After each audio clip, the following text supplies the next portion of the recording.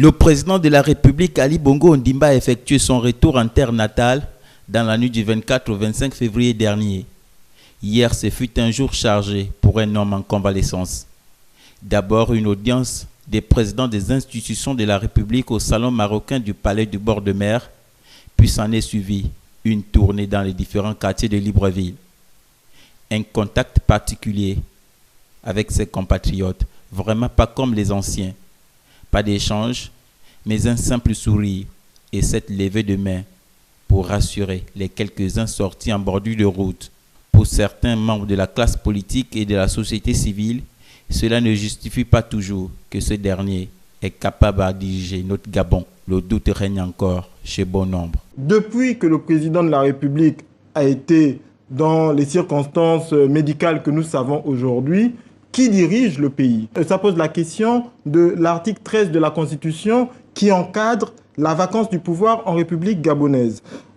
J'entends effectivement un certain nombre de personnes dire, depuis que le président est rentré, que le président étant désormais sur le territoire, il n'y a plus de questions et de débats relatifs à la vacance du pouvoir. Mais je pense que ces gens qui le disent n'ont pas compris ce qu'est la vacance du pouvoir. C'est est-ce que la personne qui est titulaire d'une fonction, en l'occurrence celle du président de la République, est-elle en capacité de diriger ou pas? A-t-elle toutes ses capacités physiques, intellectuelles, mentales et morales? On peut aller jusqu'au psychique pour assurer les fonctions qui sont les siennes.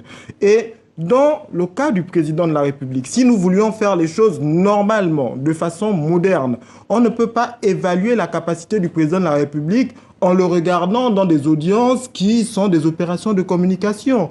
Dans des pays normaux, on aurait mis en place, je crois, un pool de médecins pour examiner le président de la République qui aurait rendu public un bulletin de santé par lequel l'opinion aurait été informée de est-ce que le président est en capacité de gérer ou est-ce qu'il ne l'est pas? Or, ce que je constate, c'est que les responsables gouvernementaux, la présidente de la Cour constitutionnelle et un certain nombre de personnes qui ont accès au président de la République sont tous devenus des médecins et à chaque fois qu'ils sortent de là, ils nous disent écoutez, tout va bien, il ne faut pas aller au-delà. Ali Bongo Ondimba doit donc beaucoup justifier sa bonne santé.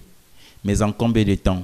Car selon ses proches, il devra présider le Conseil des ministres de ce jour et attendre la rentrée de la Cour constitutionnelle prévue pour lundi prochain, puis regagner le Maroc pour poursuivre sa convalescence.